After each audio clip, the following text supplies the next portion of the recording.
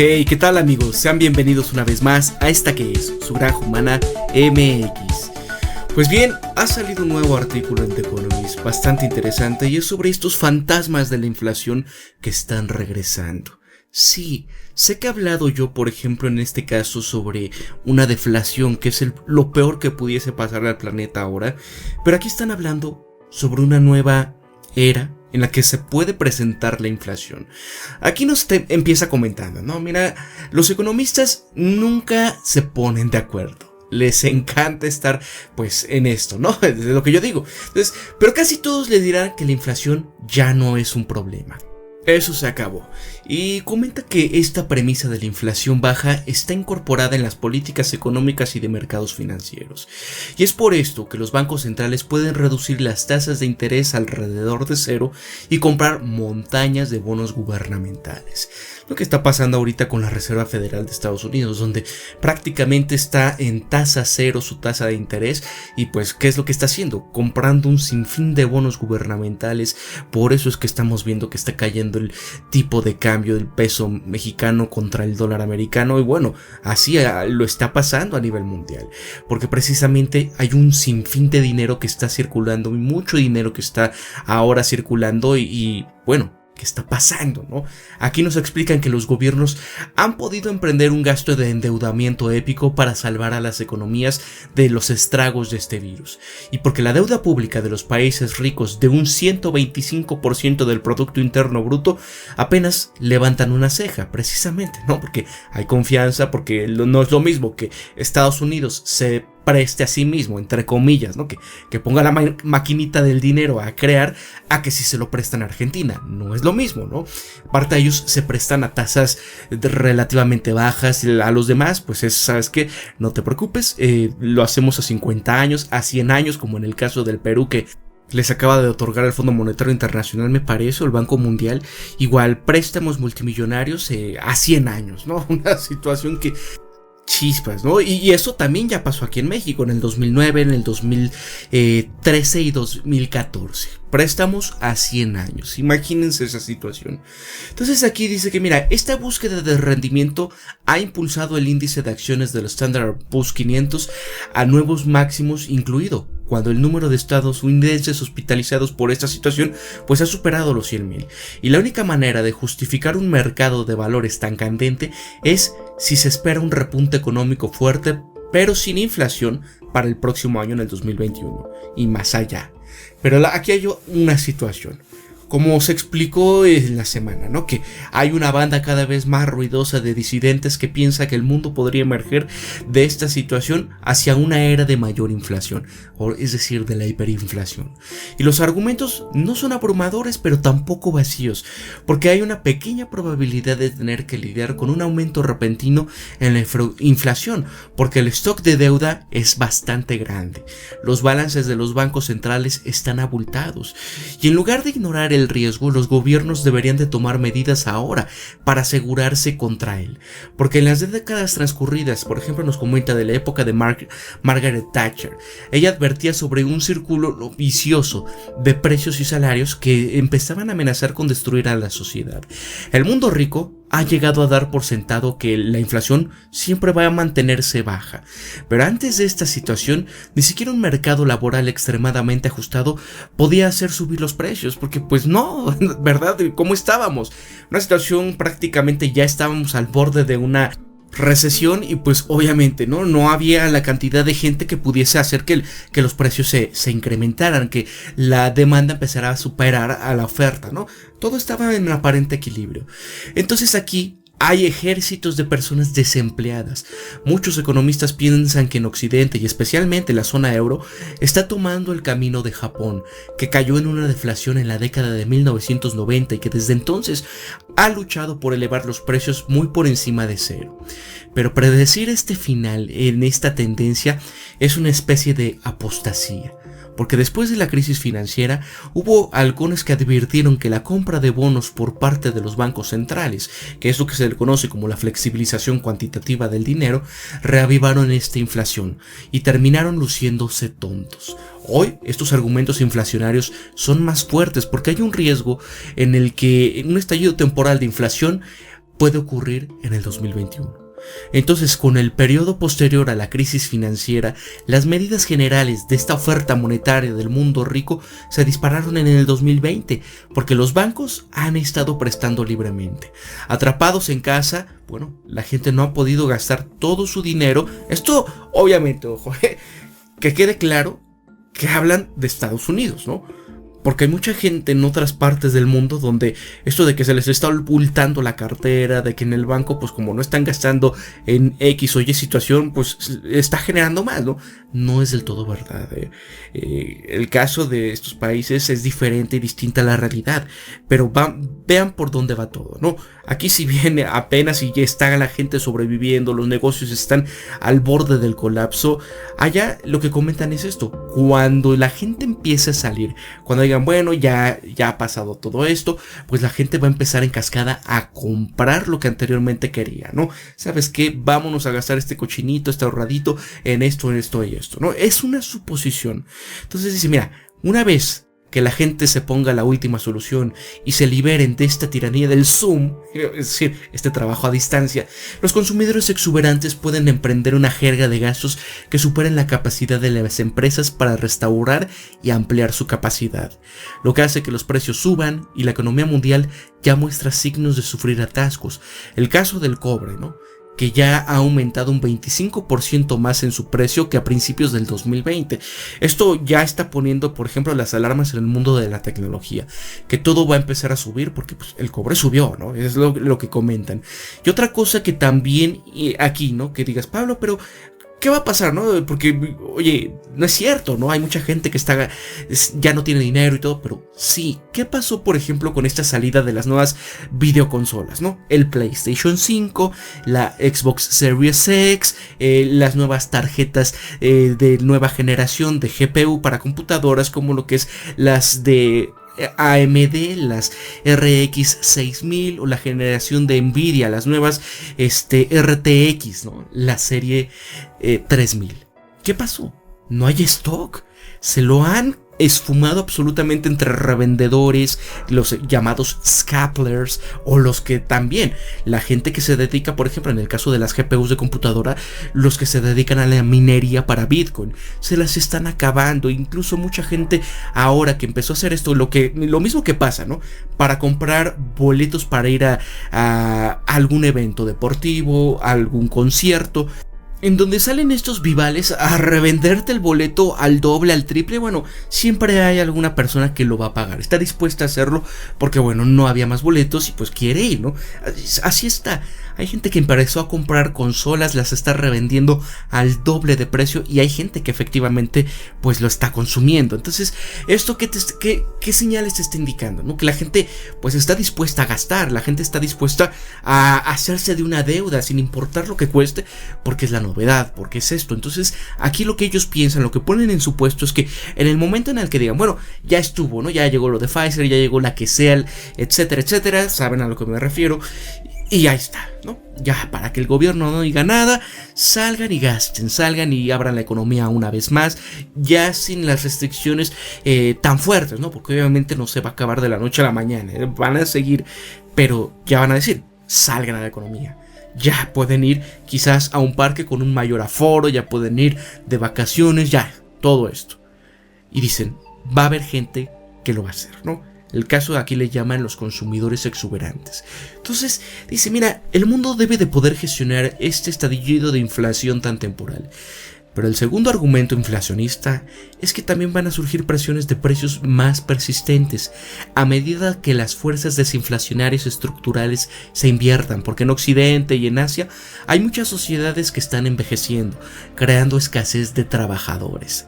Caso de Alemania, caso de Japón, caso de Canadá, vaya, es gente que está en una edad promedio arriba de los 44, 45 años. Imagínense, entonces la población de repuesto no se va a poder hacer tan fácilmente, hay una tasa de natalidad muy baja y también se está creando esto que llaman la escasez de trabajadores, donde durante muchos años la globalización redujo la inflación al crear un mercado más eficiente de bienes y mano de obra. Ahora esta globalización está en retroceso. Y es a lo que se refiere, ¿no? Aquí es, por ejemplo, están hablando concretamente de los migrantes.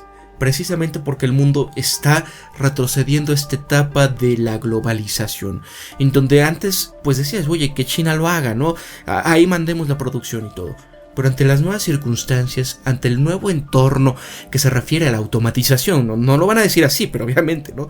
Y que dices, bueno, pues es que va a haber una mano de obra que ya no se va a necesitar, hay mano de obra escasa porque, pues bueno, ahora esto ya lo hacen las máquinas, ¿no? Y ahora, ¿qué va a sustituir esto?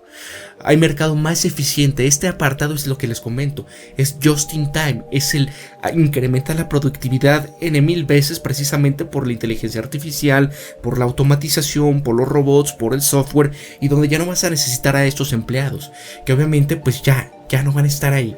Ya se está acabando un poquito esto de la globalización, aunque digan ahí, ¿no? Queremos un mundo global. Bueno, eso es lo que quiere China, precisamente porque tienen todas las de ganar. Tienen gran parte de la inversión en puertos estratégicos como en Italia, como en Grecia y muchos más alrededor del planeta. Entonces, mira, hay un tercer argumento. Es que los políticos y los funcionarios son complacientes. La Reserva Federal dice que quiere que la inflación sobrepase su objetivo del 2% para compensar el terreno de lo perdido. Y el Banco Central Europeo, que anunció más estímulos para el 10 de diciembre, aún puede seguir su ejemplo, y los políticos agobiados por las necesidades de pagar el envejecimiento de la población, la atención médica, van a favorecer cada vez más los grandes déficits presupuestarios. Es decir, aquí se están refiriendo a esto, en que pues hay mucha gente que se empieza a retirar en muchos de estos estados, en estos países que están envejeciendo poco a poco cada vez más, y donde la atención médica se está pidiendo más, ¿no? Precisamente por toda esta situación. ¿Y qué es lo que pasa? Pues que los estados van a empezar a tener que endeudarse más y más y más. Entonces comenta, mira, a ver, estos argumentos podrían resultar correctos, es decir, nos enfilamos en verdad a una época de la hiperinflación. Mira, es perfectamente posible un repunte temporal de la inflación el próximo año. Al principio sería bienvenido, una señal de que las economías se estaban recuperando por esta situación. Inflamaría una modesta cantidad de deuda. Las responsables de la formulación de las políticas podrían incluso respirar aliviados, especialmente en Japón y la zona europea, donde los precios están cayendo, aunque los rápidos cambios en este patrón de gastos de los consumidores pueden haber pues enturbiado las estadísticas. ¿Por qué están pasando esto de que se enturbian el patrón de gastos de consumo? Pues porque te dicen de repente ya todo se está recuperando, no hay problema, y que de repente te digan no, los casos están subiendo y que ahora tienes que cerrar y que ahora... Y la gente ya ni sabe, ¿no? La gente ya ahorita está con esta situación de que ya no sabe ni qué creer, que no, que sí, que va a pasar, la incertidumbre, van a tener trabajo, no van a tener trabajo, van a ahorrar o no van a ahorrar. Es algo así, ¿no? O sea, por eso es que el mercado está enturbiado estadísticamente. Las probabilidades de que un periodo de inflación más sostenido sigan siendo bajas. Pero si los bancos centrales tuvieran que subir las tasas de interés para evitar que las subidas de precios se salieran de control, las consecuencias serían bastante fuertes. ¿Por qué? Porque obviamente los mercados caerían, las empresas endeudadas empezarían a temblar. ¿Por qué? Pues porque, ¿sabes qué? Ahora tus tasas de interés ya subieron. Entonces, tú lo que debías, ahora estás debiendo pues muchísimo más, ¿no? Porque las tasas de interés ya subieron. Y más importante aún, mencionan el costo total del balance general enormemente ampliado del Estado, tanto de la deuda de los gobiernos como de los pasivos de los bancos centrales. Se volverían alarmantemente evidente. Comprender por qué se requiere examinar por un momento cómo están organizados, porque a pesar de todo lo que se ha dicho sobre los bloqueos de las bajas de tasas de interés a largo plazo de hoy, que pudiese llegar a pasar en el futuro, ¿no? Porque aquí comentan como en esto, dice, mira, el secreto sucio de los gobiernos es que han estado haciendo lo contrario, emitiendo deuda a corto plazo es una apuesta a que las tasas de interés a corto se mantendrán bajas. El envejecimiento promedio de los bonos del Tesoro estadounidense, por ejemplo, ha caído de 70 meses a 63. Los bancos centrales han estado haciendo una apuesta similar, debido a que las reservas que crean para comprar bonos tienen una tasa de interés flotante. Son comparables a los préstamos a corto plazo y ya para noviembre el organismo de control fiscal británico ya estaba diciendo que una combinación de nueva emisión y que había dejado los costos del servicio de la deuda del Estado 2 veces más sensibles a las tasas de corto plazo que a principios de año y casi 3 veces más que en 2012. Entonces, si la probabilidad de un susto inflacionario puede haber aumentado solo ligeramente, las consecuencias serían peores, porque los países deben de asegurarse contra este tipo de riesgos de cola reorganizados sus pasivos, porque los gobiernos deberían de financiar el estímulo fiscal emitiendo deuda a corto plazo, y la mayoría de los bancos centrales deberían de iniciar una revisión ordenada de su emisión cuantitativa. En cambio, lo que tiene que hacer es relajar la política monetaria, tomando negativas las tasas de interés a corto plazo. Es decir, ¿sabes qué?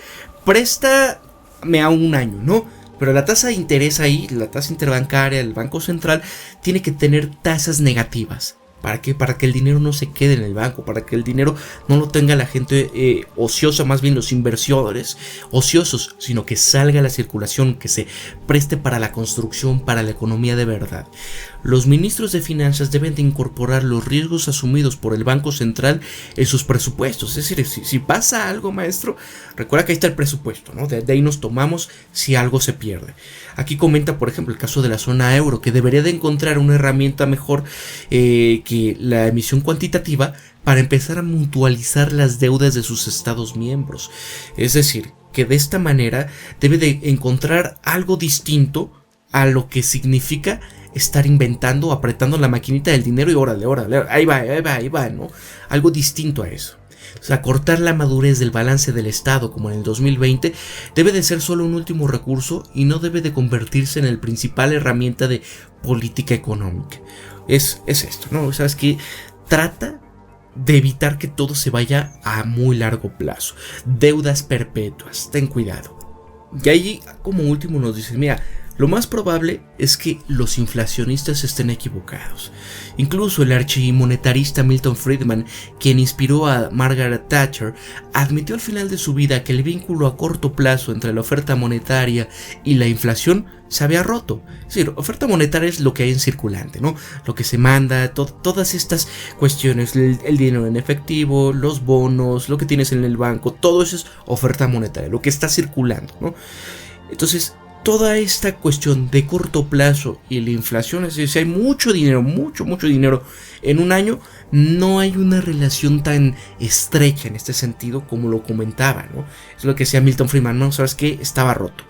Pero al final de esta situación de este virus se demostró el valor de prepararse para eventos raros pero devastadores, porque el regreso de la inflación no debería de ser una excepción. Entonces ahí está, están preveyendo que quizás posiblemente en el 2021 no estemos ante una antesala de alguna inflación. Ya estamos viendo, por ejemplo, el precio del cobre. Quizás algunas materias primas van a empezar a subir.